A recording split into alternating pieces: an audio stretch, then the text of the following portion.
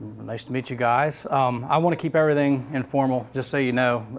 If you talk over top of me or you have a question, blurt it out, and I'll probably repeat your question just for the video, just so that we have it for the training if they ever need to use the video.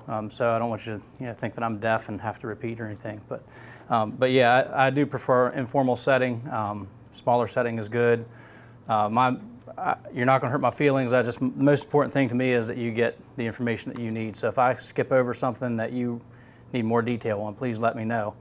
And one reason why I say that is we've got about 150 slide presentation here, so we're not going to drill down on every slide. I am going to be water skiing across the first part of this, and we're going to do a little deep sea diving towards the end to try to cover the stuff that I think is more relevant, at least what I would think is more relevant for you guys. But like I said, if there's something that you guys need, you let me know. We'll start with elevator terminology and components. How many of you guys have any familiarity with inside of an elevator shaft, have been inside one, on top of a car? Okay, so still a lot of you foreign territory. So that's what the first part of this is going to be, is just kind of going over the parts and components of the elevator, and so that you can feel a little more comfortable when you're on top of a car or in an elevator pit. Also going to try to present to you some of the hazards that I've been doing this for almost 20 years and had a couple close calls, and so hopefully you can learn from my mistakes. I actually fell off the top of an elevator one time and was pretty badly injured. Could have been a whole lot worse. There was a study done about, just real quick, covered a 12-year period. Now it's dated, it's a few years older now, but the information is still relevant. Over a 12-year period, Workforce Safety did a study, and they found that approximately 173 people had died on elevators in that 12-year period, either passengers, mechanics working on the elevator, rescue personnel, or other people working around the elevator, and a significant portion of those were people who were trying to work on the elevator that weren't trained. So that's why training is important, safety is important. Your safety is the most important thing, because you're at more risk than the person inside the elevator. In fact, we'll get into car top rescues later on, but a car top rescue should be a last resort if the person is in serious need of medical attention or is a serious hazard to themselves. If we've had people break fingers before trying to get out of the car because they're just so frantic. So the first and foremost, most important thing you can do when you get if you're rescuing somebody out of an elevator, is try to calm them down. They're more of a danger to themselves than the elevator is to them when they're inside the car. So if you can explain to them, you're not in any immediate danger, you're safe, we're working to get you out, please be patient, it may take a while, but you are safe. Try to get them calmed down and remain calm, and get them out to safety. The other thing I would mention right up front, and I'm probably going to go all out of order from what my slides say, is to try to, it's a good idea to contact the elevator repair company. Try to get in touch with the building owner and say, hey, get your elevator guys on the way. We're on call 24/7. Most elevator companies, I think, now are. There was one or two that weren't in the past, but I think everybody around here now, they have somebody 24/7. Landmark Elevator will answer calls 24/7, even if it's not our equipment, if it's an emergency, and that creates some trouble with the paperwork down the line. But if it's an emergency and you need somebody, and we've got about 12 guys that cover this area, and whoever's closest will hop in their truck and get out there and try to give you a hand the best we can. But we'll get into some more of that later as we get into rescue. So we're going to cover the elevator terminology and components, types of elevators, safety features on elevators, again, some of the things you can look for, and types of emergencies and rescue methods. One thing that's important to remember anytime you're working on or around equipment, and this is something that I train all of our mechanics, it's not every elevator is the same. Matter of fact, in this area, there's a lot of elevators that were installed in the 30s and 40s that are still running, especially downtown Hagerstown. You've got a lot of old equipment around here, and it looks absolutely nothing like these new machine roomless elevators that you see going in, where there's not even a machine room where you can go to pull a disconnect. I mean, things have changed so much, especially in the last 10 years. Things have just gone a completely different direction. more of a European style elevator being installed now. So we'll get into some of that. But even we speaking with Brian here earlier, the keys are all different. The keys to get in to open a hatch door, to be able to look in the shaft, there's about 15 different types of keys. So, sometimes it's frustrating, even for an elevator mechanic, which key do I need to open this elevator and get in? So that's something to keep in mind too. So it can be frustrating, but, obviously necessary. Also, fire service keys to call the elevator down with the key switch. Does anybody know that the key has been standardized now? I'm sure you guys are familiar with that. Since 2007, it's all the same key, but if you get elevators back past 2007, which currently is the majority of the elevators in this area, they all have a different fire service key as well. So getting into the components of the elevator, counterweight is one of the areas that we'll talk about. As on a traction elevator, as the elevator goes up, here's your elevator right there. You've got your machine up top, cables go over the machine and they come down to the counterweight. So as the elevator travels up, counterweight travels down. Seems simple, a simple idea, and vice versa. But okay, for instance, keep in mind like a hospital elevator, a 5,000-pound car with a 5,000-pound capacity. That counterweight is going to be the weight of the car plus 40% of the capacity. So you're looking at a 7,000-pound counterweight running on rails.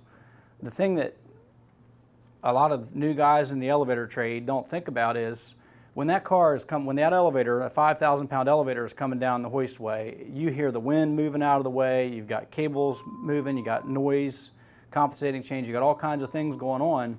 You can hear that car coming and you know to duck down.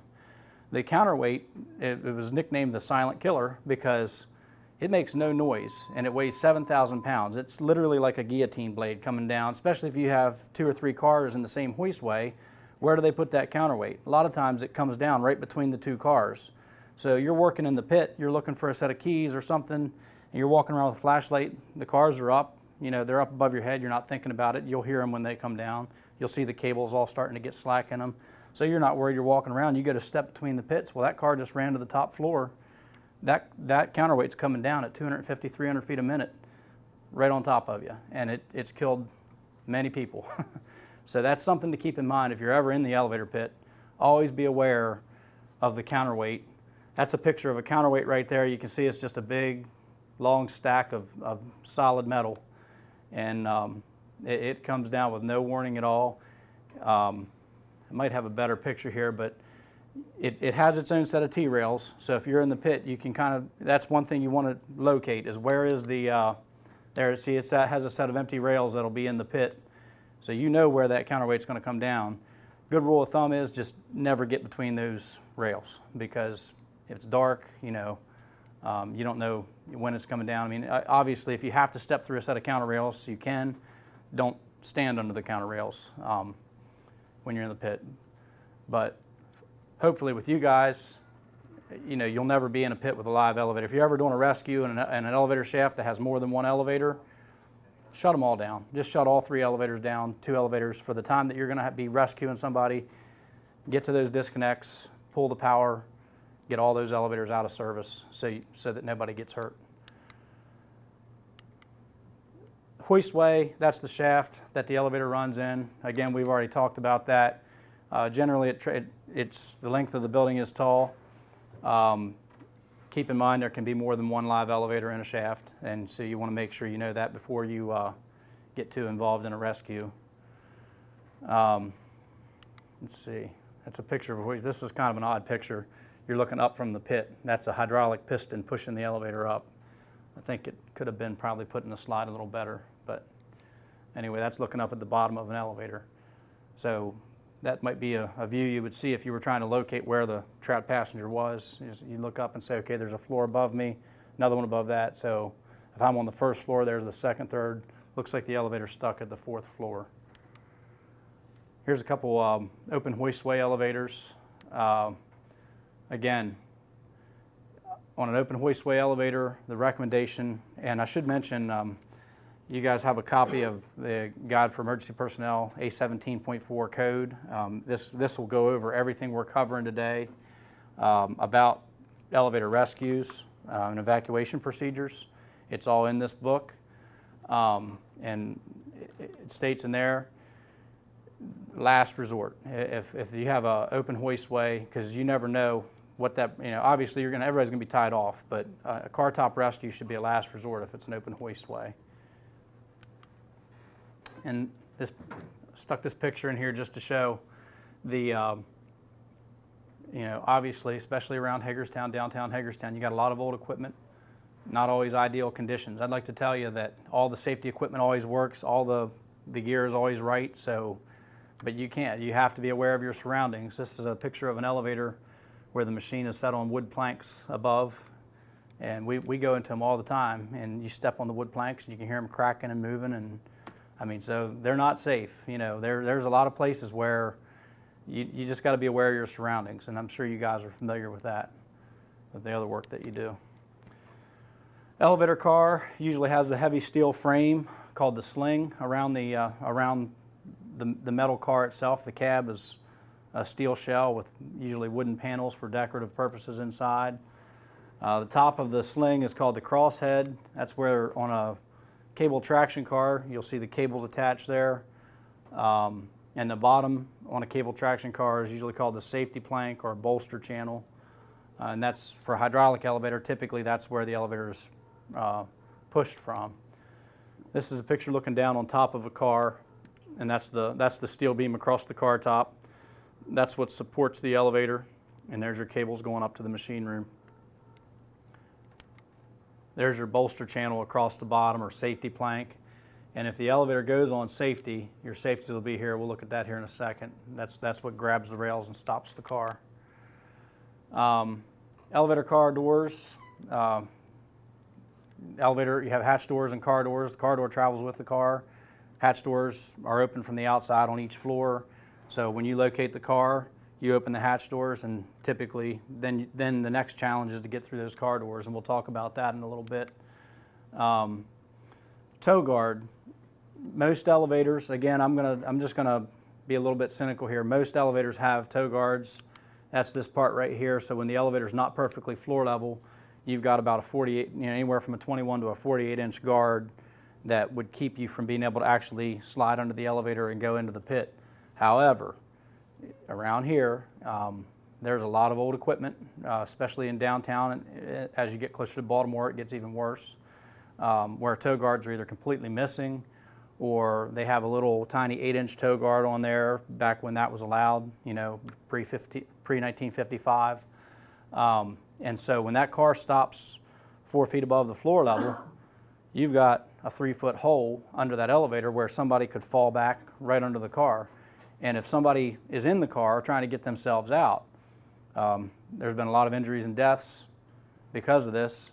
What would maybe a less capable, a healthy athletic guy would just jump out, right? 4 foot, that's not a big deal. But an elderly lady or somebody, what are they going to do? They're going to roll over on their belly, and they're going to slide out of that car. And if there's nothing barricading that hole, they're going to go right down the hole. And there's been several deaths, and that's exactly how it happens. Usually it's a building personnel, building manager, or somebody who doesn't want a lawsuit because somebody got stuck in the elevator for too long, so they try to do it themselves, and they get on top of the car, and they figure out how to open the car doors, and they open the hatch doors, and it's all just wide open with nobody there. And there they go. The person anxious to get out of the elevator tries to get themselves out, and they get hurt or killed. So the tow guard's pretty simple, but it's really important. Elevator doors. Okay, the slide says these doors can sometimes be opened on the inside by hand, except where door restrictors are installed. This will also break the electrical interlock, which will prevent the car from moving under normal power. Why might it be dangerous to open a car door from inside the elevator? If a person's inside the elevator, can anybody get an idea other than what we just talked about with the car, having the opening underneath? Anybody got any ideas? Yeah, it says the interlock will prevent the car from moving under normal power. But there's all different kinds of reasons why that car could move. Somebody opens the car door and they start climbing out, especially if it's not floor level or if it's not even close, and they try to shimmy up between the wall and the elevator, and they're pulling themselves up. And a lot of the elevators have a gate switch, which, yes, it does remove normal power, but all that gate switch is a paddle that pushes up. When the car door is closed, it's a roller that comes over and pushes it and says, okay, car doors are closed. So what happens when somebody starts climbing out of the elevator car and their knee gets against that gate switch and they push that little paddle up? They've basically just jumped out the car door. So the elevator says, hey, car door's closed. And maybe the gate switch is what shut the elevator down to begin with. Maybe there was dirt on the contacts, it wasn't making good connection. That's what stopped the car. So this guy pries the doors open and he's trying to climb out. He closes the gate switch inadvertently and the elevator takes off and he's no longer around. So yeah, that's definitely a real danger, is that the car could start moving again even though the car doors are open. So that's, like I said, the slide says that unless a door restrictor is installed, I'll just tell you, the state of Maryland has really cracked down. You shouldn't come across the passenger elevator that doesn't have a door restrictor. The only time you would have one that would be able to be open from the inside is if a door restrictor has gotten worn out and hasn't been adjusted or is broken. And they can be broken. If you get somebody really strong inside, sometimes they can break that restrictor, with enough force. I think they have to, by code, they have to handle, a good bit of force, but obviously you guys put the equipment in there, you can break them. So you get somebody really strong inside, or somebody has something, let's say it's a landscaper and he's got a shovel in his hand, he can do the same thing from the inside. So, but most elevators have a door restrictor installed. This is a picture, it's straight out of the book that you guys have been given there, the A17.4. A 2-speed car door, that's one method to try to open it. If it's a single-speed car door, you can try to put your hands on it and open it from the inside. But there again, that's a little bit dated, because most elevators have car door restrictors and you're not going to get in. You're not going to get out from the inside. Again, this is in here for reference. There's your door restrictor. You have a hook. This part right here is a hook that's on this door, and there's a pin on this door. So the rollers on your hatch doors come down in between these two channels, and when they slide in between those two channels, it pushes those channels apart, and it lifts this pin up in the air and allows those car doors to open. But if the rollers are not inside those channels, that pin doesn't lift and those car doors aren't going to open. Honestly, there's 15 or 20 different popular manufacturers of elevators out there right now, and every single one of them, the door restrictors work a little bit differently, look a little different. Sometimes it's a plastic hook. I just had one here recently that I had to do a double take and look, how does that work? There was a hook that hooked the car door, and when it would run past an elevator door frame for the hoistway, that hook would just move out of the way, and there was no cams. I couldn't find anything as to how that was moving. Turned out that it was magnetic. It had a magnetic plate built into the hook, and there was a repelling magnet made into the door frame that you couldn't see, and when it got to the right spot, it would just open that hook and close it. So even, sometimes it's very difficult to see, but the idea would be to, if you can locate where that restrictor is, sometimes if you can bang the door back and forth and see what's catching, just do a little bit of investigation, you can save yourself a lot of time and effort. You just push down, in this case you would just pull up on that little roller, or you could spread these two channels apart. That's your clutch, sometimes called a skate. And you would see that hook pop up in the air, and you'd be able to get the doors open a whole lot easier. So something to keep in mind. However, there again, if you have a real emergency going on, you got to get somebody out of the car. Sometimes you're not going to be able to take the time to figure out how the doors work. You're going to have to get them open and pry them open. Usually a door restrictor will allow the car doors, I think the code says 4 inches. So the car door can open up to 4 inches before the restrictor has to catch it. A lot of your newer doors, you'll be lucky to get 1 inch. But just keep in mind, if you have somebody with the doors are open about 4 inches or 3 inches or something like that, probably the door restrictor's catching you.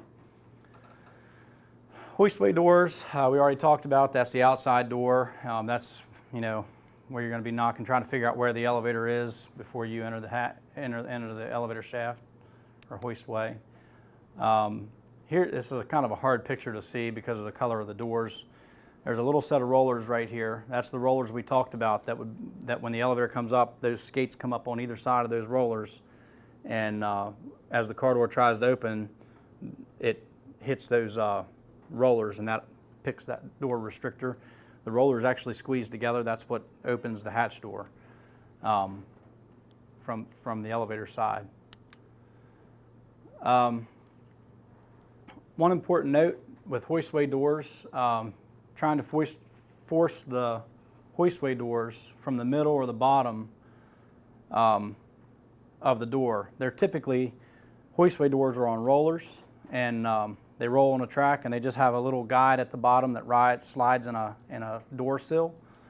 So if you put jaws of life or any kind of equipment in the middle of a hoistway door and try to pull from the middle, it's going to put a lot of torsion on those doors. It's going to bend them, warp them. It's going to break hardware, and it's still not putting a lot of force on the interlock, which is actually what's keeping those doors from moving. Why do you think that might be dangerous to do? If you're above an elevator with a person in it and you're prying in the middle of a door and you're breaking the hardware that mounts that door, doors will pop off. They've been known to pop off. They have a steel roller underneath that keeps them on that track. But when you start prying down, that's the first thing to pop out. And there's been cases where a 250-pound steel and stainless steel door has fallen, you know, down on top of the car and done damage. You know, I don't know if they've ever had one actually go through a car, but if somebody's got the car door open, it can come down and, you know, and hurt them. So the best idea, the proper way, again, it's in the A17.4. You want to put your prying equipment, your jaws of life, whatever you're using to pry that door open, always work at the very top of the door. If you have to physically force the door open, the higher up on the door, the better. If you got to start low and work your way up to get as high as you can, but always be trying to get to the top of that door to pry it open. That way you'll break the interlock. There's parts, most elevator equipment has parts on the interlock that are designed to break under enough force. So you want to put the force where it's applied to the interlock at the top of the door, break the interlock, keep the door on the track. Here's a picture of a proper way. They're up at the very top corner trying to pry the door open, and that'll break the interlock like we just said. Hoistway door interlock we've already covered. One question is, there any chance the car could move when the interlock's not made up? Yes. Old design. There's an old design of interlocks that are still several, probably a handful of them around here now. They are getting phased out, but they used carbon contacts. Well, carbon, just like pencil lead, you know, after years and years of use, it gets shavings and you get dust. And we had one situation where an elevator would run with the doors open on a couple floors.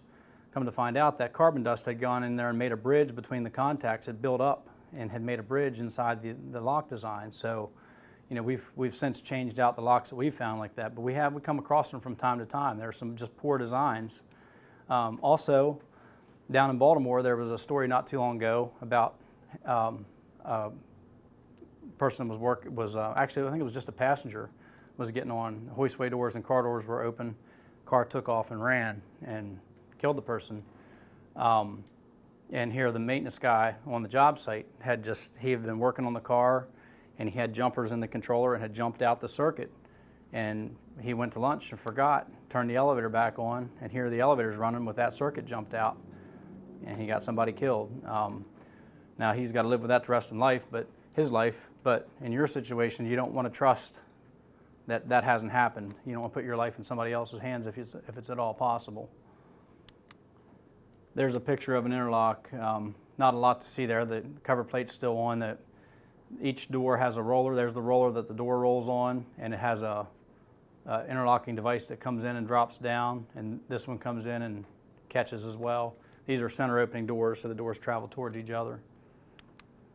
Here's another example. This is a much simpler, older design. That's a freight door, where the freight door that's the bottom edge of the freight door, so it would come down. And this is an arm that comes out and hits a switch when the car is all the way up. Hoistway emergency door keys. I'm sure you guys have a whole, like you're saying, a whole ring of those, all the different keys. There's just a handful of the different ones. Probably the most common is what's called the GAL or drop key. I've got one of those here. It's just a single, it's a barrel key with a single drop. Drops down like a flag, and then you twist the key, and the key would pick the mechanism. A lot of times it's a little bolt that's a little 1/4-20 bolt that's sticking out that you're trying to catch and lift up on. Dover elevators, you turn them clockwise to open the door to the left. So you would turn them away from the direction you want to move the door. A GAL door, you turn them the other way. So there again, it's just the different type of manufacturer. You've got to kind of work with it. Elevator guys have been doing this for a long time. Still, sometimes you get on an elevator, well, try it this way. If it doesn't work, try to go that way. And sometimes you got to go to a different floor to get in because the bolt broke off. So you never know what you're going to be up against. There's really no possible way to know every single situation. These are called lunar keys. They'll have a U-shaped hole. They're really typically an older elevator. You'll find that. You stick them straight in and pry up. And any kind of key that doesn't have a drop on it's probably going to be something that's going to fit through a hole and pry straight up. Otis have a double drop, so they have two hinged sections on the front of the key to make the flag longer, because you have to push the paddle on an Otis door a lot farther when you swing it around. So if you use this key and you're trying to get into an Otis elevator, typically Otis elevators have a smaller hole, so this key might not even fit through. Sometimes they will, but they go in really tight. So if you find you're sticking this key in the door and it's a really tight fit and you're having to wiggle it and it doesn't want to go in, it's probably the wrong key. Otis keys are a little bit smaller in diameter, and so you would go for the key that has the two sections on the end, stick it in, and it'll probably open the door right up. That's this key over here. It's kind of hard to see in this picture, but has the two sections. Discussion tube it's typically the tube where the key is inserted through. Let's see, we got to move along here. There's a picture of the hole where it would typically be located. That's from the inside looking through, same thing.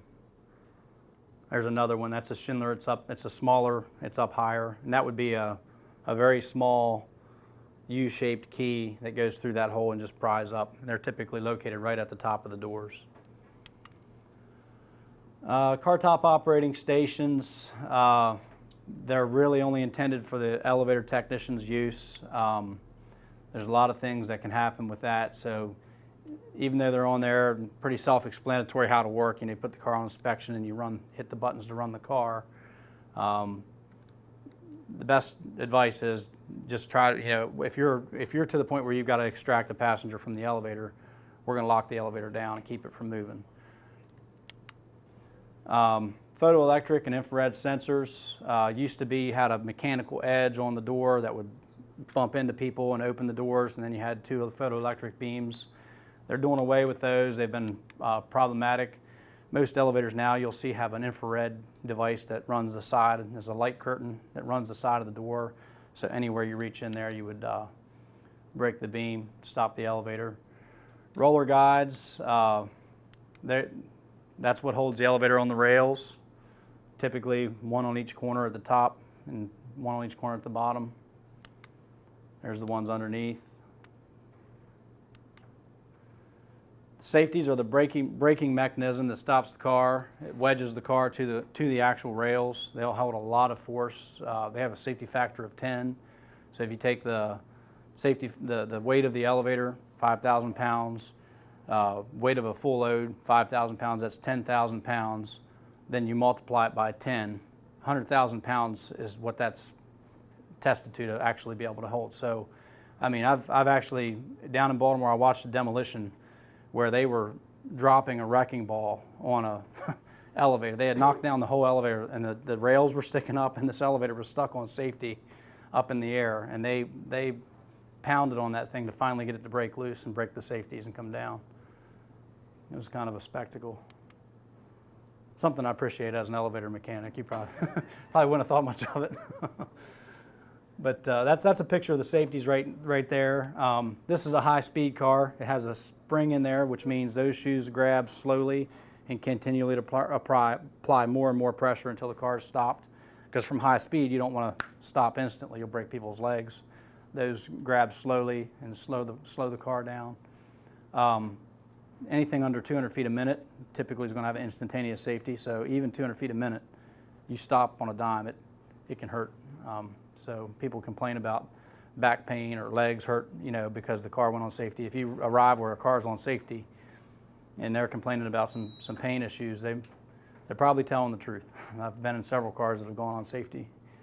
One side note on that real quick though, one thing we've found is we always get reports from people that the car dropped 3 feet or this thing dropped 10 feet and okay, I want to take them at their word. The thing is, when you're inside of an elevator car and that car starts to move down, accelerating at its normal pace, and then it stops instantly, especially if it sets on safety, it simulates the feeling of falling much farther than you have. And we just, a funny little story, we had a maintenance guy, we were doing a safety test on an elevator, and because of the type of equipment we were in testing, we had to set the safeties almost as soon as the car started moving. So we had a mechanic in the machine room, a mechanic in the hallway, and this maintenance guy from the building was there. And I don't know what he was thinking, but he got on the car. When he was inside the car, nobody saw him get in. He was aware that the testing was going on. He walked around the barricade and went right in the car and was inside the car when we put it on safety. Now he was completely safe. There was no weight involved, but we had somebody in the machine room and they kicked the bail on the governor and basically stopped the elevator. And we heard him scream. And he told us that the car fell 3 feet. And now, we got him right out. He was 6 inches below the floor level. The car had moved 6 inches. Just it started to accelerate and stopped. And he swore up and down, it moved 3 feet. We said, but it couldn't have moved 3 feet. You're only 6 inches below the floor. No, he said, it must have went down and come back up because I know it moved 3 feet. We haven't taken our eyes off the equipment. You moved 6 inches, but to this day, if you were to talk to him, he believes he fell 3 feet. So, sometimes it's not worth the argument you're going to get into with those people. They really believe they fell 3, 10, 12 feet, but, try to understand that their perspective, it's kind of an illusion to them that maybe they didn't fall as far as they thought they did. So, okay. That's another picture of an older safety. Again, still has the spring, so that's a sign that it's not an instantaneous.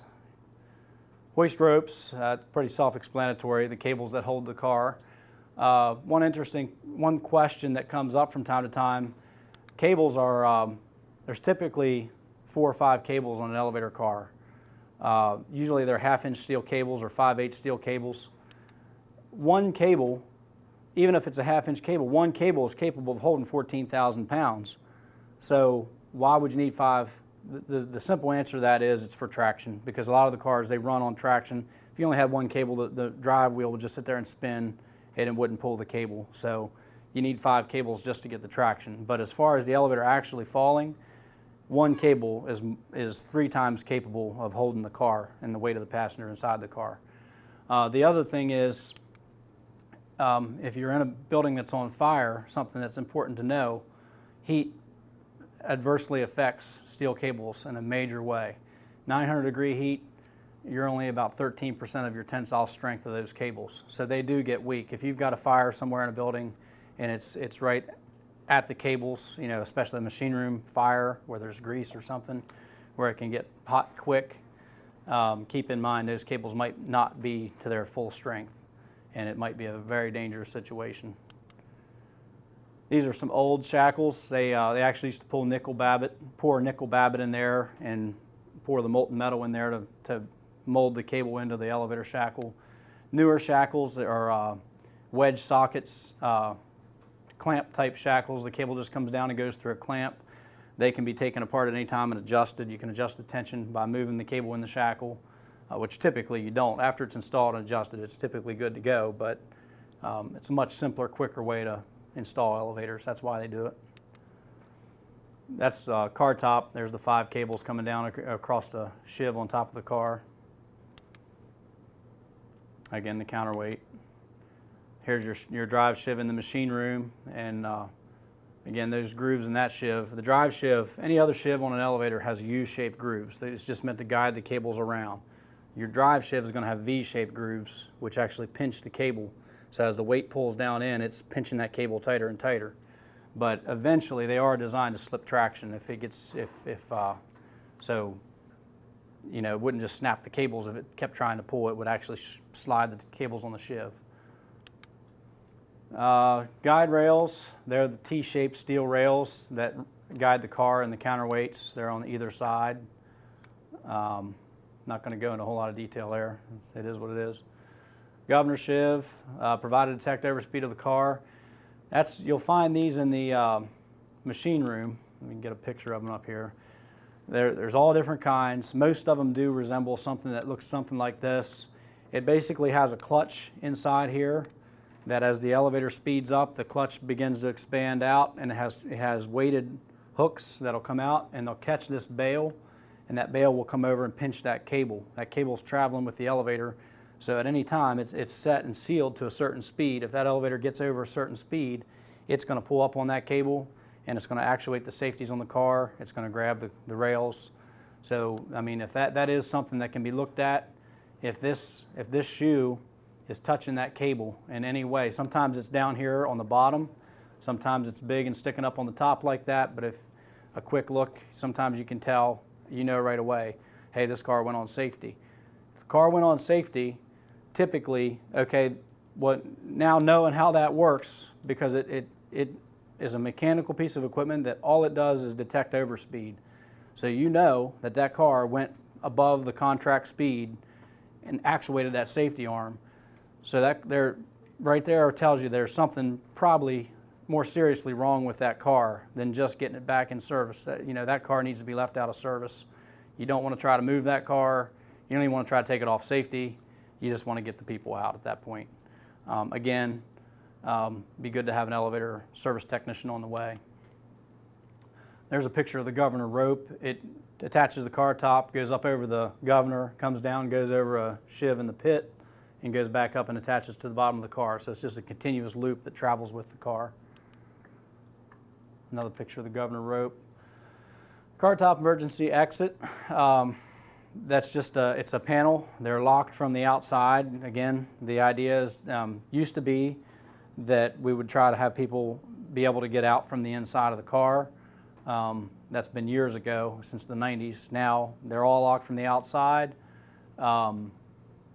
And they can be accessed from the top of the car. Let's see. Some of your older elevators, I believe Ramada Plaza over here by the mall, and couple hotel elevators, they have the old side entrance where there's one of the panels inside the car can actually be opened up and you can walk through the side of the elevator. The idea is somebody gets trapped in the elevator, instead of trying to get ladders and get them out of the car top, it was easier to pull the other car down beside and open the panel on both cars and put a little walking bridge between, and you'll see that in the book. However, especially in the state of Maryland and in most jurisdictions, more people get killed trying to do that than it's worth. So they've pretty much outlawed, well, they have outlawed any new installations having side emergency exits. And in Maryland, they've all been bolted shut from the inside. I mean, they've been permanently sealed so that you're not to use the side exits. So if you ever on an elevator and there's a side exit there, it's a dead end. Here's a picture of a car top emergency exit. Sometimes they'll have a latch like that. Sometimes they'll just have the little hook sliders that you just slide out of the way. Car top emergency exit on this one's in the middle, right below the crosshead, because it's got a little bit higher crosshead. Machine room, traction type elevators. It's usually located a story or two above the elevator hoistway. They can be in the basement or anywhere along the side of the shaft if they didn't have room to put the overhead. They can use pulleys and run the cables down and around the machine and back up to the elevator. They house all the control equipment and machinery. Here's a picture of a machine room with several machines in there. Typically, Well, should be everywhere you go. You know, you'll be able to locate the number of the elevator. So they're stuck on elevator number 3. You can find the disconnect. It should be numbered, legible. It's not always the case, but you know, sometimes you really got to look. A couple cases, you know, sometimes the car light disconnect and the machine disconnect look identical. They use the same exact disconnect for car lights and for the machine itself. So you really got to pay attention to make sure when you kill the disconnect, you're killing the power to the machine and not to the car lights. There again is the elevator number is on the machine itself. There it is on the disconnect again, different type of disconnect.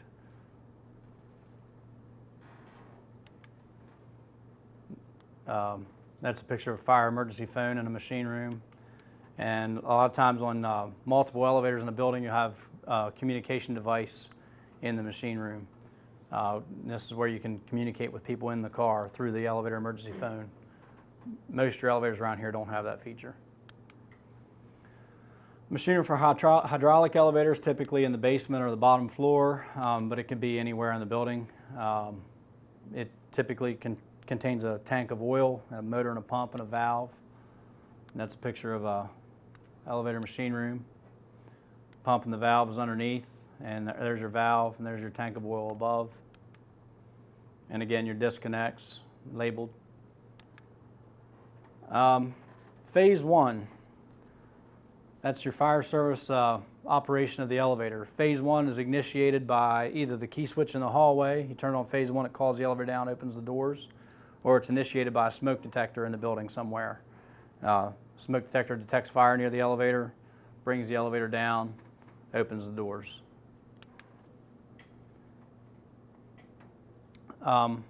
There again, phase 1 it has main and alternate.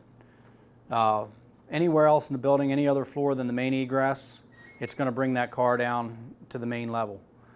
If the main level smoke detector goes off, it's going to send it to an alternate floor. And depending on the design of the building, the architect will determine where the secondary egress is. It might be the basement, it might be the next floor up, whichever is better. The elevator inspector has actually made us change it before where there's been multiple floors, you know, second and a third floor. He decides there's a better egress from another floor where you don't have to, you know, if there's a fire at the first floor, you might have a second floor with an egress that comes down. He might say, no, go to the third floor and go out the front of the building, you know, or whatever. We have had that happen before. We had to reprogram elevators, but just keep in mind it could be at any of the other floors that would have a better egress to get away from a fire at the main egress level. Cars equipped with independent service. If somebody's using the elevator with a special key for their own personal operation, fire service will override that after 60 seconds. So fire service typically overrides security, independent service. Anything where somebody could lock the car out and keep it, you turn it on fire service, it should override that and bring the car down. Your phase 1 key switch is on, off, and reset or bypass. The key is removed when the on and off position. Newer elevators have reset, so you turn it on fire service, you turn it back off. To reset it, you have to turn it to reset and back to off. If a smoke detector goes off, your fire panel will have to be reset in the building before you can reset the elevator. But that's all reset does. The older elevators had bypass, and you could turn that key to bypass, leave the key in there, and you could run the elevator even if the smoke detectors aren't reset. You could just use it like a normal elevator. But what they found out was they had building owners that were, they had a smoke detector that wasn't working real well, and they'd leave the elevator run and not fix the problem. They would, you know, well, we'll get somebody out here next week, turn it on bypass, and you know, this elevator inspector shows up. Before you know it, the elevator had been running 3 or 4 weeks on fire bypass. So they decided that wasn't safe, so they switched it to reset. And as we discussed earlier, prior to 2007, you had those phase 1 key switches were a bunch of different keys. Now, anytime there's a modernization done on an elevator or a new elevator installed, it's got to be an FEO K1. It's a little barrel key. And the idea is hopefully they'll all be universal. You know, be carrying 1 key instead of 50 keys. Phase 1, let's see. We went over the rules there, how that works. There's a picture of the phase 1 key switch. Typically it's red, has on, off, and bypass or on, off, and reset around it. usually found in the main lobby. There's one. In hospitals or government jobs, sometimes they'll have an alarm room somewhere, or a control center or a dispatch center somewhere, and sometimes they'll actually have a fire service key switch where they can put the fire service on remotely. Probably won't cause you guys a lot of headaches. It does for me, because they'll turn the key switch on and I pull my hair out trying to figure out where to get the thing back off fire service.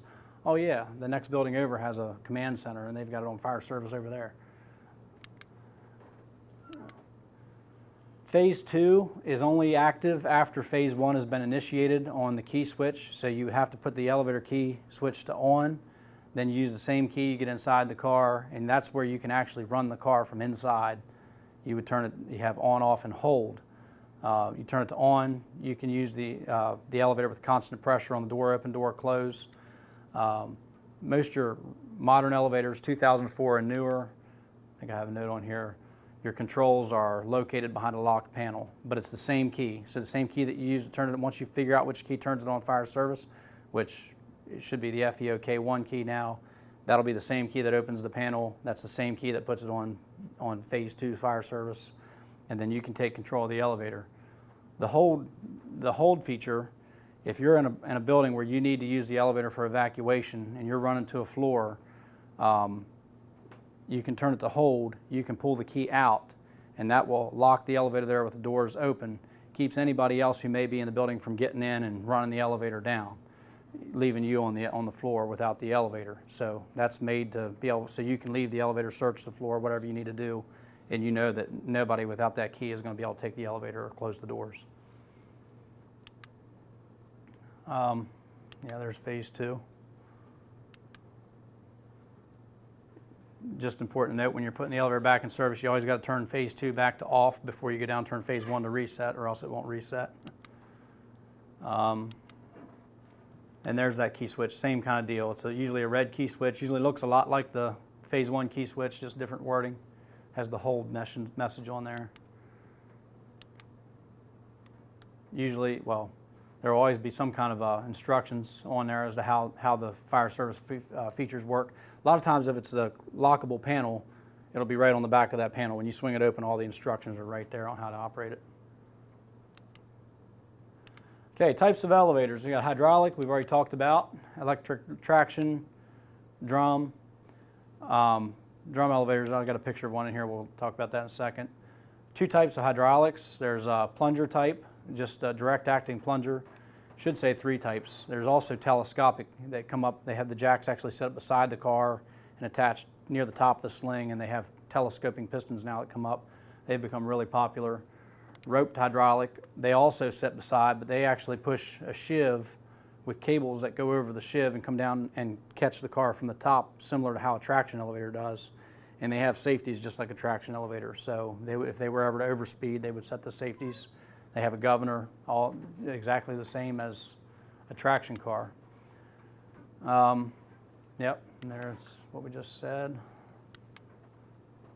That's a picture. It's a little hard to see with the yellow on there, but that's the piston sitting in beside there, and it's pushing a shiv, and the cables go up over the shiv, they go down, they go over another shiv, they go up to the top over a shiv, and they come down to the car top. Does anybody have any questions so far? Is everything pretty self-explanatory? What are the most common type of elevators in this area? Typically anything under 5 stories, 5 stories and under, you're going to see hydraulic. You know, a lot of your little 2 and 3 stop elevators around here, probably going to be holeless hydraulic, so you're going to probably have telescopic pistons or something like that. They do still, we still put a lot of conventional in too. It's a lot of times it's up to the architect. So, but mostly hydraulic. The thing that, and again, it's not in this slideshow, but these machine roomless elevators are taken over by force. They don't have a machine room where the hydraulic power unit is. They don't have a machine room where the traction machine is. The traction machine is buried up in the overhead, and the cables just come up and go over. They are a nightmare to work on. I personally am not a fan of them for any reason. They're cheaper than a traction elevator. They're sold because they run more like a traction. They have the smooth start and stop, and they run quietly. So that's the sales pitch for a machine roomless traction elevator, is that we can put in a machine roomless traction elevator at half the cost of a traction elevator. So it's a little more expensive than a hydro. So they're trying to hit that niche market between hydro and traction. And they're putting them in for 2-stop and 3-stop buildings. But they're expensive to maintain. They're hard to work on. Yeah, and honestly, if you get in a situation, just the best advice I can give you on one of those machine roomless type elevators is get an elevator mechanic on the way, somebody who's familiar with working on the equipment. Because even as a mechanic, if you have to raise or lower that car or do anything to move that car, it's difficult, difficult to get those cars to move sometimes. So. The new Vester, have you been in that one? Yeah, I believe I bid that one. I haven't been in there. I bid that. I believe that is a new machine roomless elevator. I don't think we could find a machine room when we were there. Yep, I think you're right, because we bid that elevator. We tried to talk them into a hydraulic elevator, honestly, just because they have, in my opinion, they have more trouble than they're worth with those machine roomless elevators. I mean, all the basics will still apply as far as being able to open the hatch doors and get in and get somebody from the car top rescue, or get a set of hall doors open and get the car doors open. But when it comes to trying to move those cars, a lot of times they'll have an emergency brake. And the theory is that if you have to drift that car, you can go up and open a panel on the top floor and reach in and pull a brake handle, and it'll release the car brake, and you can drift the car up to a floor level where you can evacuate the people. But I won't mention any manufacturers by name, but I've been on several cars where I've done everything in my power to get that car to move, and it just won't. We end up having to get chain falls to move the car. So yeah, they're a challenge for a mechanic, from a mechanic standpoint. Of course, if you talk to a Kone mechanic, he's going to tell you, oh, well, everybody else's is junk, but Kone has a good product because he's comfortable with working on Kone, right? You go talk to Otis and they say, oh, well, we've got the Gen 2. Gen 2s are good, but everybody else's is junk, But take it from somebody like me who doesn't install the things, they're all junk. So I don't like them. What's the fire hazard on any of the different types? Is there a high fire hazard with any of them? Or? They all meet the same code. However, the code has been changed dramatically since 2007, 2009 to allow more and more types of elevators to be installed. Again, I'm not a fan of that. I like the old code where everybody kind of installs and builds the same type of equipment and we're all familiar with it. Again, it's driven by industry, profitability, put in a cheaper elevator, put it in quicker. But yeah, I mean, they meet the code. They like I said, you still get into them the same way as far as opening the hatch doors and working on the top of them. I believe more of the hazard comes when you're actually repairing them, as far as if you've got to change the machine out. I mean, you're working in a machine room, you've got to have, if you have any kind of tripping hazard at all, black and white stripes or black and yellow stripes and handrails and the whole 9 yards per OSHA. Yet we're now allowed to install an elevator that you got to climb over the door operator and stand between the crosshead and the escape hatch and try to work over your head to pull a 2,000-pound machine out of the overhead. It just doesn't make sense to me, but that's my opinion. As far as the fire rescue, there shouldn't be a lot of difference, because nowadays they're kind of telling us to tell you guys, don't try to move the car anyway. You try to evacuate the passengers where they're at. And if you can, I mean, it'll mention in here later, if you can get an elevator mechanic on the way, sometimes it's quicker.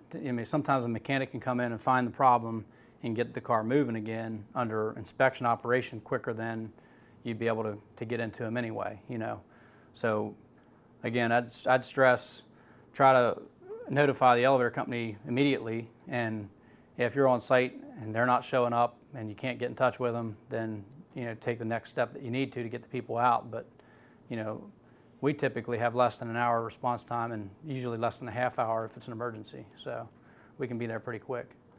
I'm talking with the equipment itself. Is there dangers of it actually catching on fire? No, okay, down at the racetrack in Charlestown, they put in an elevator, ThyssenKrupp put in an elevator called a Synergy. and they didn't even use steel ropes. They used aramid fiber ropes, and they went over a cardboard shiv, a composite shiv. I call it a cardboard shiv, but those ropes, they met the code through a couple of exemptions and different clauses. That is the one time when it began, one of the elevators, I think it was in New York, began to slip traction, and the ropes caught on fire and burn off. And so those were outlawed immediately. And they were installed all over the country under an exemption clause, because ThyssenKrupp is a huge company with a lot of clout, and they had tested the elevator and it was safe.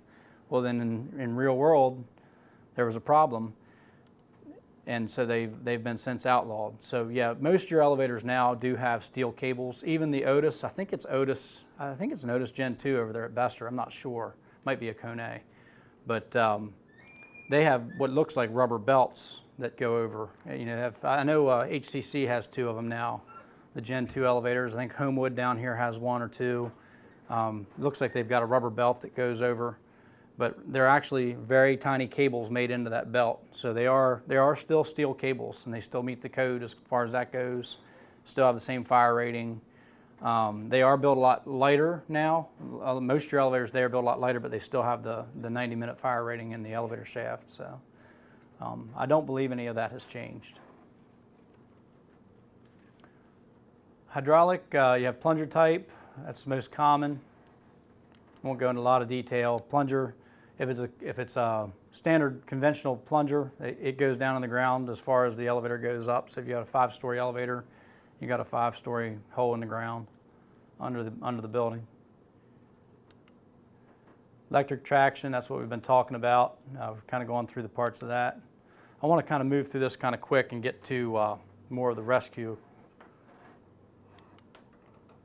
Drum type is an older elevator. They usually have a huge drum in the pit. A drum, I mean, this drum would be, you know, chest level, and that's probably, you might travel 4 stories with that. So you won't see a drum elevator with anything more than that. Usually 5, 6 stories, you can pretty much roll out a drum elevator, and they're pretty much obsolete. They haven't been installed in years, but there are a few old ones around. Stopping mechanism for an overspeed car. We've talked about safeties. Interlock cuts car power if the electrical mechanism. These are your safety features. This is more of a review.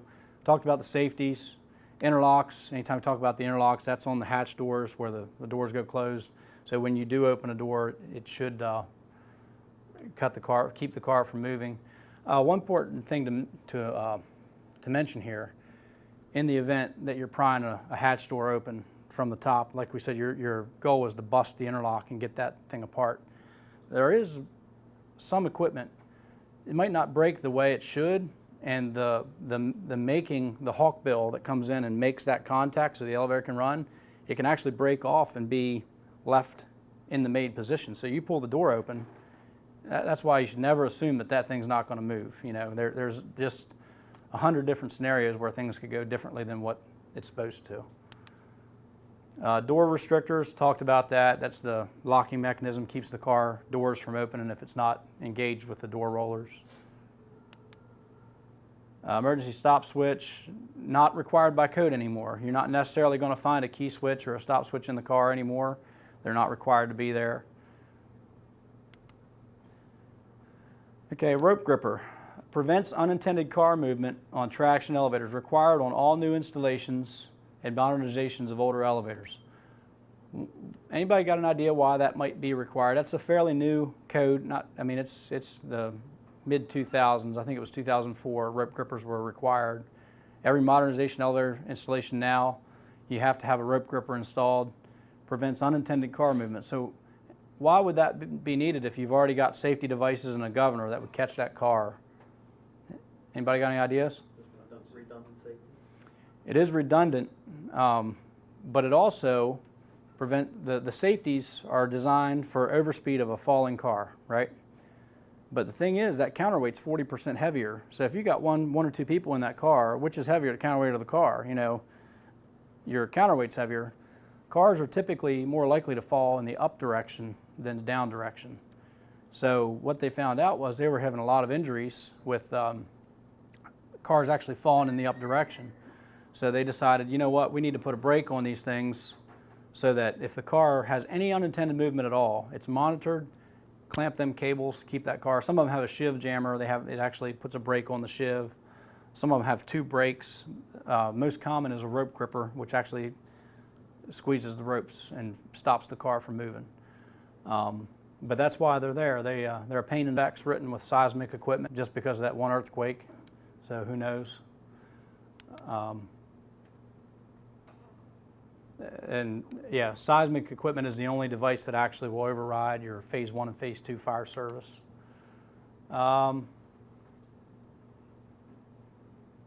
Yeah, and obviously if you got seismic equipment going off, it's because there's serious structural damage to the building probably.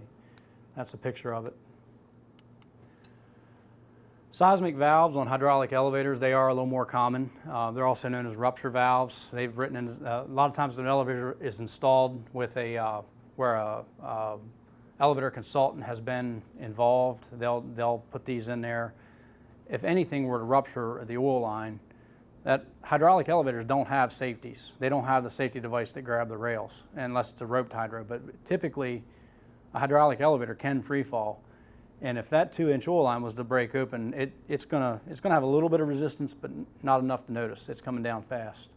So a rupture valve is just simply there. So if anything ruptures, if something blows apart in the tank, if the oil line comes apart, that rupture valve will catch the elevator and keep it from falling.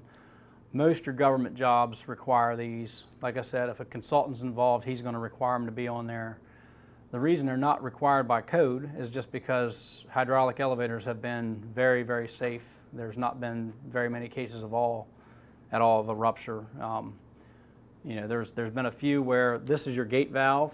There was a few defective gate valves that were installed in the 50s, and they're put together with U-bolts. And so if you ever see one of those, they're dangerous. If you see a gate valve that has the U-bolts around it and the bolts plate holding it together, they blow apart and the elevator comes down. They're outlawed. You shouldn't come across them. If you do, you need to let somebody know and we'll get in there and change them out. But I believe they've all been removed. But yeah, for the most part, hydraulic elevators are very safe. You won't see too many of these. Elevator emergencies. In many cases, elevator technician can correct an issue or problem faster than we can initiate a rescue. So that's, again, back to the point that I made earlier. If you get an elevator technician on the way at the very beginning, sometimes we can get there and get things moving. If not, you know, proceed with the rescue.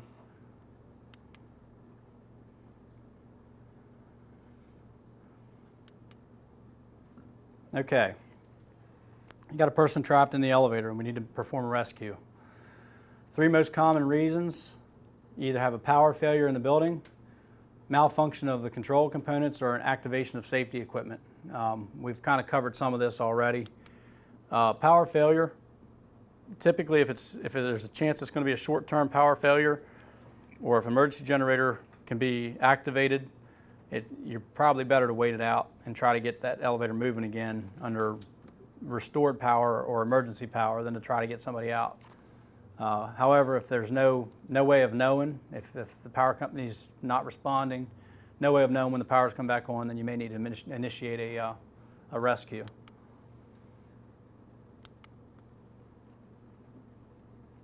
Yeah, it's just saying newer elevators. Some newer elevators, it's saying there we'll use emergency power to return. Some of them actually have battery backups now where they'll return themselves. So the person may be out of the elevator by the time you get there. That happens actually quite frequently now. That is the one good thing about some of these machinerless elevators. A lot of them do have a battery system where they can lower and let somebody out in a power failure.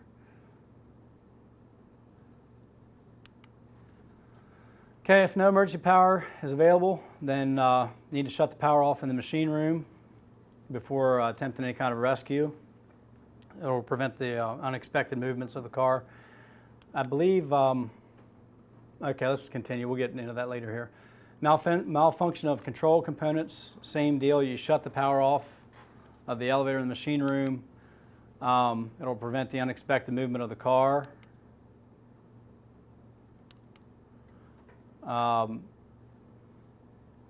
Okay, kind of disagree with this a little bit, but it says if you have a true emergency, you can try putting the elevator on phase 1, because sometimes if it's a certain feature of the elevator that has let's say like a security feature that has locked the elevator down because the relay's gone bad, there is a chance that phase 1 would override that and bring the car down and be able to, get the person out. Or you can try, if it's what you call a soft fault, the elevator might be faulted out, but a reset of the disconnect to put the disconnect back in, sometimes it'll clear those faults and it'll give the elevator a chance to try to run again. And it may be enough to get the elevator to come down and let people out of the elevator. Then the very next line, it says, remember, don't restart the elevator without consulting an elevator technician. So even if you are able to get people out of the car, and it appears the elevator would run normal, go ahead and seal it back out of service and let us come in and take a look at it, make sure there's not a more serious problem. Sometimes there's a lot of your newer equipment, it'll have codes. We can go in and look and see what happened, make sure there's not a more serious problem that caused that. And if it doesn't work, obviously if it doesn't come down, you're going to proceed with a rescue procedure. Okay, this is the line I was looking for earlier. Anytime you kill the power, use lockout, tag out, lock that disconnect out, and stand somebody. If you have the manpower there, get somebody beside that switch with a radio that you can stay in constant contact with, and have them guard that switch. Make sure that somebody from the building is not going to come in there, throw the power back on. Activation of safety equipment, like we mentioned earlier, this is the one where you don't want to try to move the car at all. And I'll say this about hydraulic elevators. We used to teach that there's a manual lowering device. Every hydraulic elevator has a manual lowering device where you can go in and lower the pressure and lower the elevator. There's a 99% of the time that works. You get in, you turn the thing. But the thing is, when you turn that manual lowering, it doesn't matter if there's something jammed in the hoistway that's got that car stuck. It doesn't matter. That elevator, the oil pressure's dropping. So if there's some reason why that car is hung up in the hoistway and you bleed the oil pressure off, now you've got a car that's suspended in the hoistway based on whatever it is that stopped it, and there is a chance for that car to fall. So if you relieve the pressure and the car starts moving, you're fine. I'll leave it at that. If you do have to use the manual lowering, make sure you have eyes on the car. Again, hoistway doors, car doors, all those safety devices, it overrides all that. It's simply relieving the pressure from the elevator. So make sure you have eyes on the car and two-way communication to the person in the machine room, and make sure that car is moving. And if that car is not moving, get that valve closed again, because you don't want to relieve the pressure if it's actually hung up on something. But the better advice at this point is stay away from manual lowering and let that for the elevator technician to do, and just try to initiate the rescue while you know that pressure's still there and still holding the elevator in place. Let's see. Yeah, activation of safety equipment. That's a sign of a more serious problem. So I wouldn't mess with that. Remember, the first thing we said when I got here, the most important thing is to calm the passenger inside the elevator. That's number one. They're more of a harm to themselves than the elevator would be at that point. And let them know that there's people there, people know they're there, and we're working to get them out. Okay, rescue methods. Locate the stalled car is your first step. You got to find out where it's at. So you come into a 5-story building, obviously voice contact, you're knocking on the door, you find out where they're at. It's pretty simple. They're trapped between the 3rd and 4th floor, then something you can do right off the bat, maybe avoid a lot of effort for no reason. Talk to them, get them calmed down and talk to them. Hey, where'd you get on the elevator at? Which floor did you get on? Hey, I got on the 4th floor and I was going down. So, and you know where they're at there. They're stuck between the 3rd and the 4th floor. Something you can do is go back to the floor where they got on and try to shake the doors. Try to just, it could be a bad interlock. It could be something simple. It could be something stuck in the door track, something that can be cleared out pretty easy and get that car running. Go to the floor below where they were going. Maybe that thing came in and it clipped something coming into the floor. Maybe you can get something moving there. Sometimes you can get the car moved with very little effort at all. That's always try the simple things first, right? Okay. They're saying try to send somebody to the car, the floor where they got on, physically shake the doors. You can try the hoistway buttons, but typically it's a door issue. 80% of the time, that's what it's going to be, is it's going to be a door issue. So you might be able to correct it just by moving those doors around a little bit. Let's see. Yeah. Again, self-explanatory. When you get to the point where you've got to do a rescue, make sure that power's out and the switch is guarded.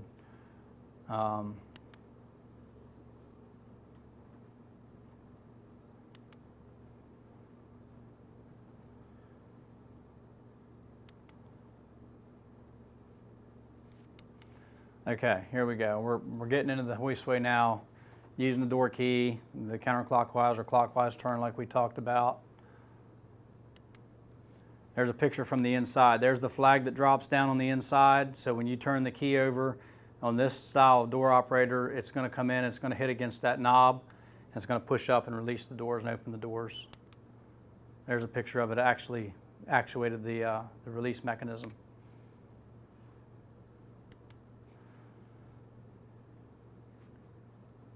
Okay, most elevators are going to have a hole at each floor. There is a chance that you get to an elevator that it's only at the top floor. Very rare, but in that case, then you would have to open that wherever you can get to the next floor up that has the hole. Sometimes it's every other floor. You would go and you get to that hole, and then you would have to try to work your way down from there. If the floor-to-floor travel is not too great, sometimes you can take well, I'll show you a picture here. You can take a long stick or something. You open the floor above where you need to be. You can take a stick and you can reach down and you can actually simulate the elevator pushing on the rollers to get that door open. Only way you want to do this is make sure you have somebody stationed at that floor, obviously. You don't want to be opening a door on a floor where nobody is. Something I mentioned earlier, the deaths, more than half of those 117 deaths are simply people falling into an elevator shaft. And it's because a door gets open somewhere, a rescue attempt, or under construction, under repair, somebody opens a door and they're working on the elevator and they walk down the hallway to talk to somebody or yell for somebody, and somebody who doesn't know what's going on in that building comes up, they see the elevator door open, and they walk right in and fall. So never ever leave a door unattended, either the floor you're on or the floor you're reaching down to. Make sure that's always either barricaded off or you've got somebody standing by to make sure. You'd be surprised.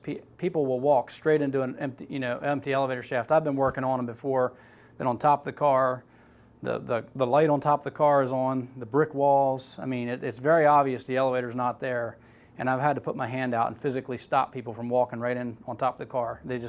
People are, when they got their heads down on their cell phones, they're walking, not paying attention. They halfway notice an elevator door's open and they'll walk right in. It's unbelievable, but it happens. Oh, the other thing too, over that same period of time, 173 deaths over that 12-year period. There was also 117,000 serious injuries. People didn't die, but dismemberment, serious injuries. So it is a pretty serious number. There's a picture of the rollers where you're pushing the rollers together to open the door. Let's see. Yeah, they're saying just make sure all doors stay guarded.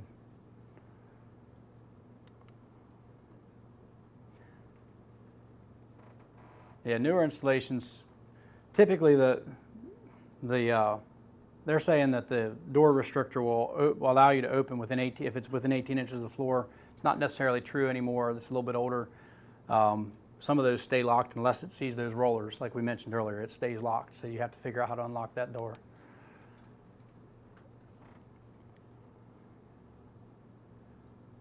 Okay, yeah, we already covered this. You're trying to release that door restrictor. If not possible, then you would want to force the door. It's going to tell you that if you need to force it, sometimes the gap here can be 3 or 4 inches, so you might need to bring cribbing along to get in there to actually get force on the interlock or the lock to open it. There's where it's telling you that. Another method would be to use an adjacent car, but again, you're going to move that car to a position where you can get on the car top. If you have two cars the same hoistway, you can run that car down to the floor where you need it, kill the power on that car, and then you can work off that car top as a platform and reach straight over and try to access those rollers to get that door open. That might be, you know, in a real emergency where, you know, seconds and minutes matter, then you could use that method.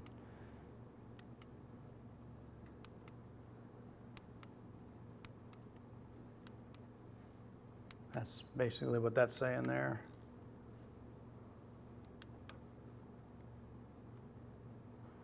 Okay, and it's saying remove the occupants one person at a time. I want to get to that point where we're talking about the actual evacuation. 3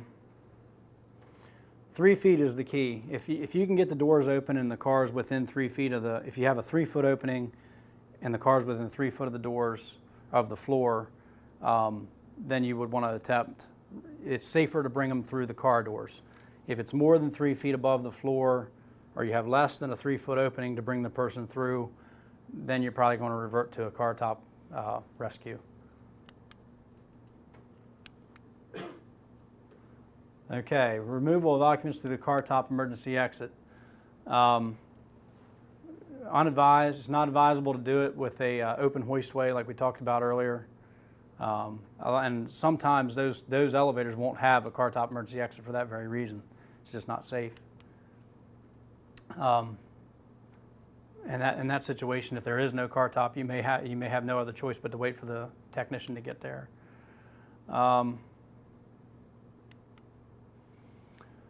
Car top emergency exits, they are last resort.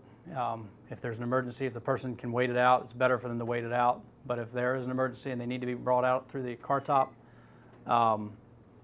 we start the same procedure is the same. You start with killing the power, man the disconnect with a radio.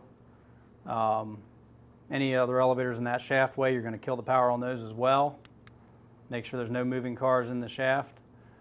And we're going to, you're going to get to the next hoistway door up, and you're going to access the car top. I'm trying to get to the picture here.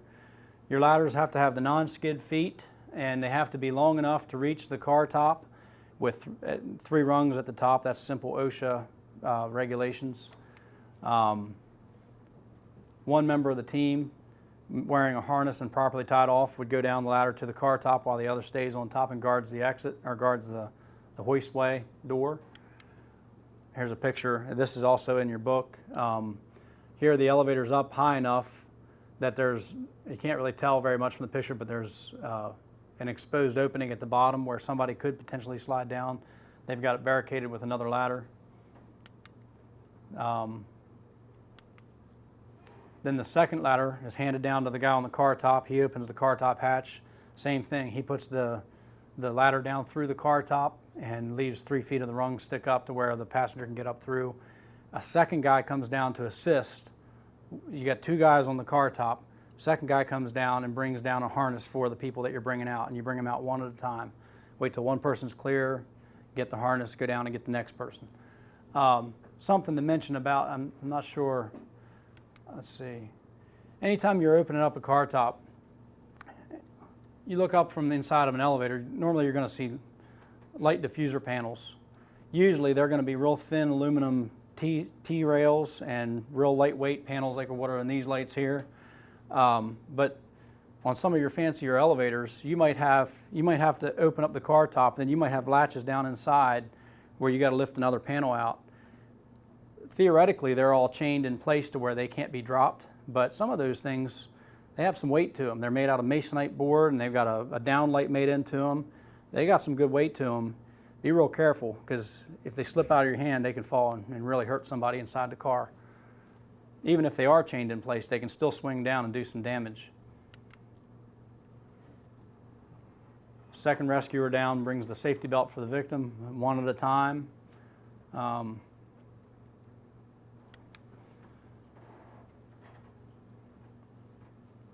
And there's the third member should be at the landing, used to gain access. They're there full time.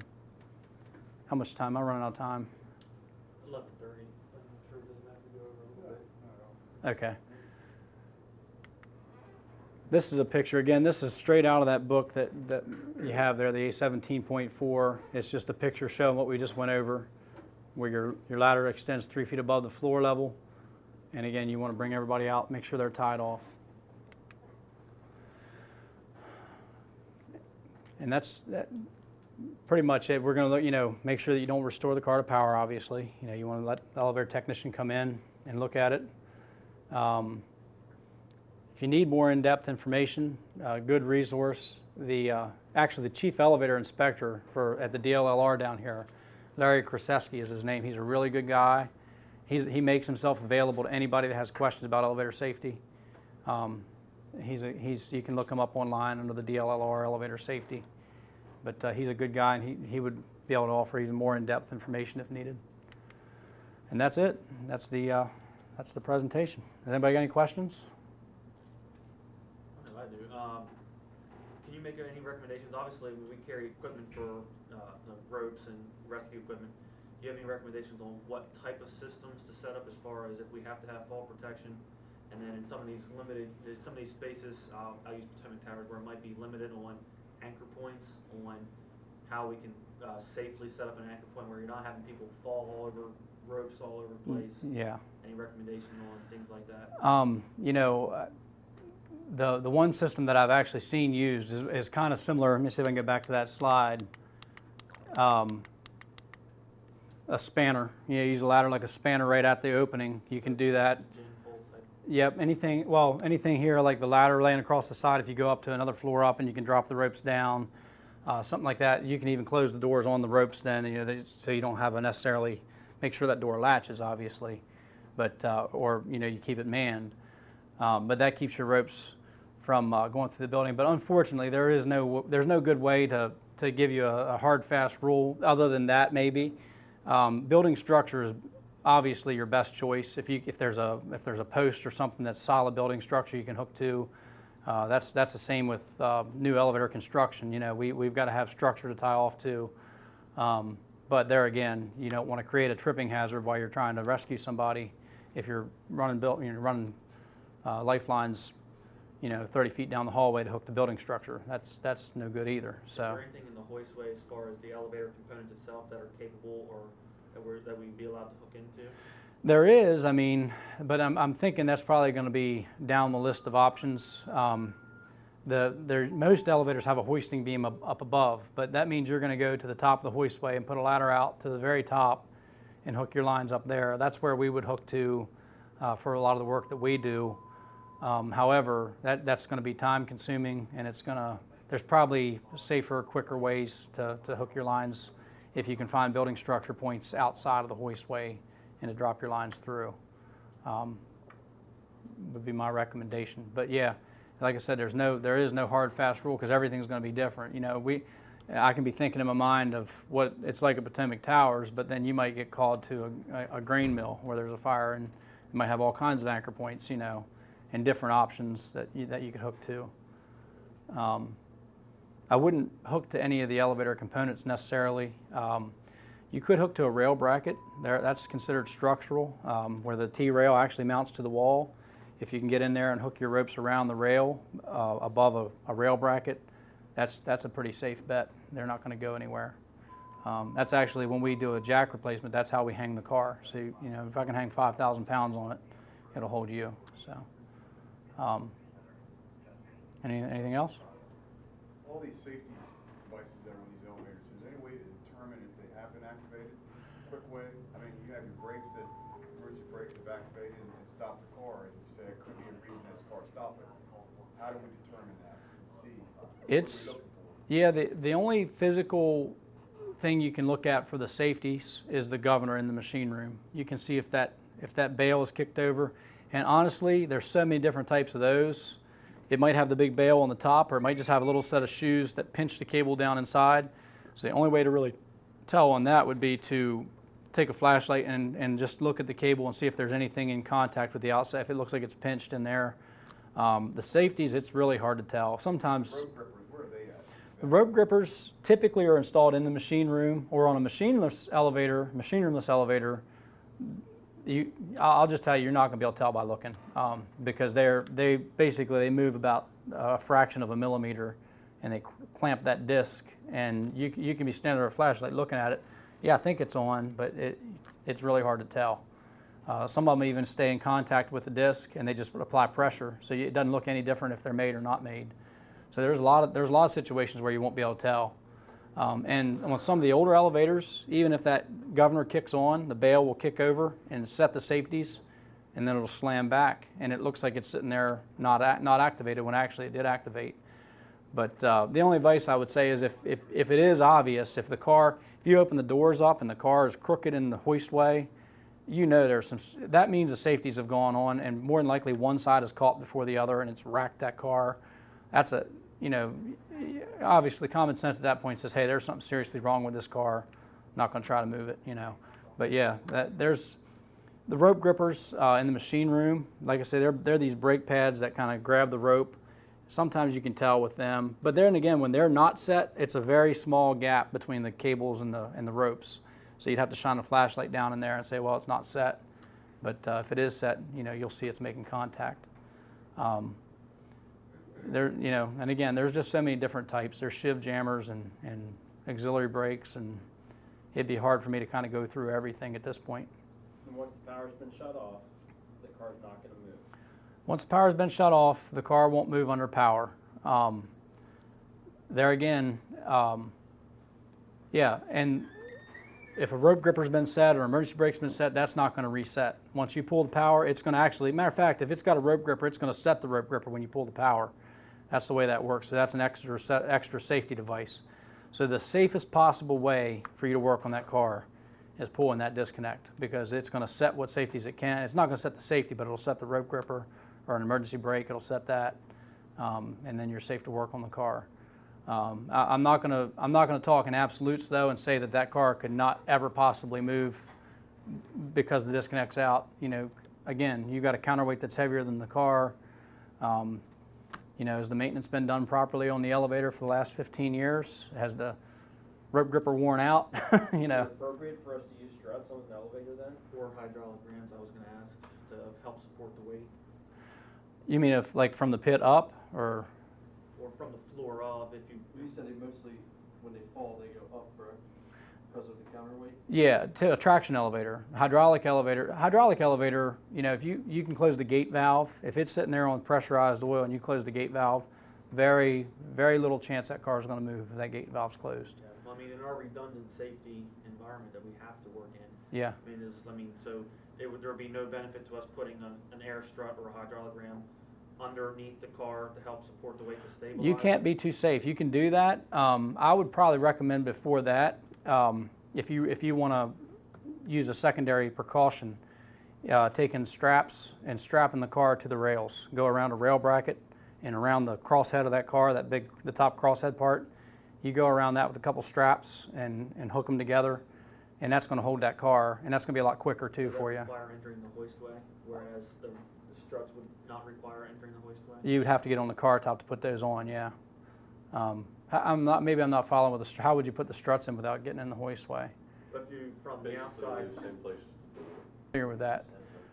So if you got that equipment, and that's a quick and easy way to put it in, but in a situation where you might not be able to get to it might not be positioned where that's real easy.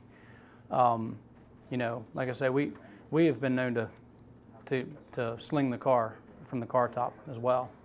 So would our OSHA rules be the same as your OSHA rules when it comes to working on one of these cars, or is there separate for your industry in fire and rescue? Should be that you should fall into the same OSHA requirements. Yep. So there are certain exemptions as far as being tied off when you're working on certain equipment, and I know that applies to us, applies to the industry of cell towers and things like that. There's some exemptions, but for the most part, all the rules are the same. So once we kill the power to these elevators, not knowing what safety devices they're activated, Right. it's best to leave that power off, period. Yep. And then notify you guys, or have maintenance notify you. Absolutely. Reactivate yourself, not to turn it back on. That would be my recommendation, and that's why I say you can go ahead and padlock it when you turn it off. One thing we do appreciate being notified as a mechanic. If you have to pry a door open, I just did one down in Manassas. I responded to a car where somebody was trapped. Actually, a cleaning lady got on, and her vacuum cord got wrapped up in the interlock. She didn't get it in the elevator with her. And she mangled the first floor door lock, and that's what shut the elevator off. And they rescued her on the second floor, and they busted that interlock and busted the car door when they got her out. To get her out, they extracted her through the elevator hoistway doors.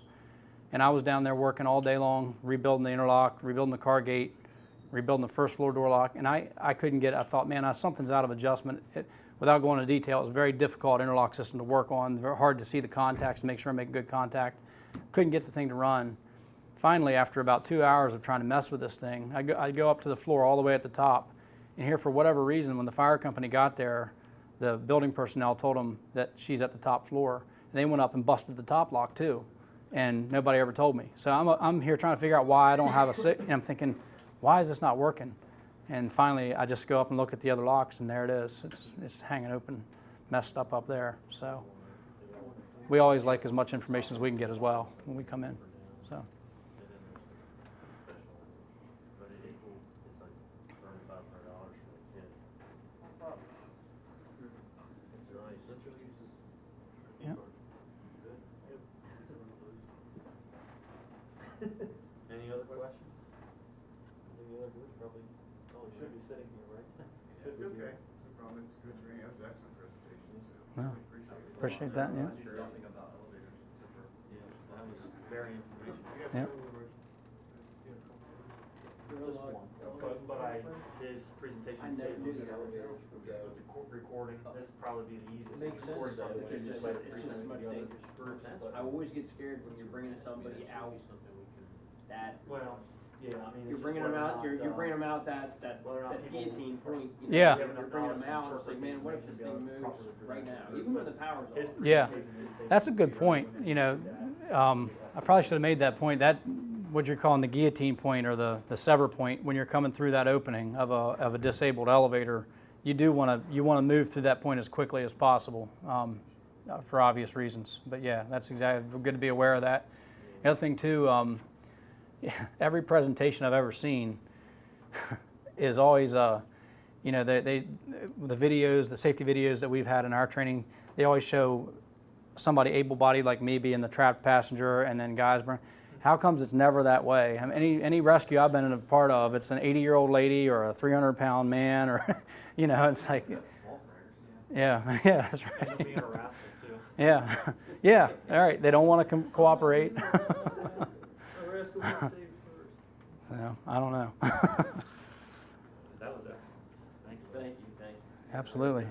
Yep. Hey, Brian, in Montgomery, earlier, you see they use the, like Arizona Vortex, the tripod, they put the two like this right against the wall, and the third one goes back, into the hole across the hallway. Yeah, I'm just thinking there's no good anchor points in most of these hallways. Yeah, we don't. I mean, if you can gin pole it, can you have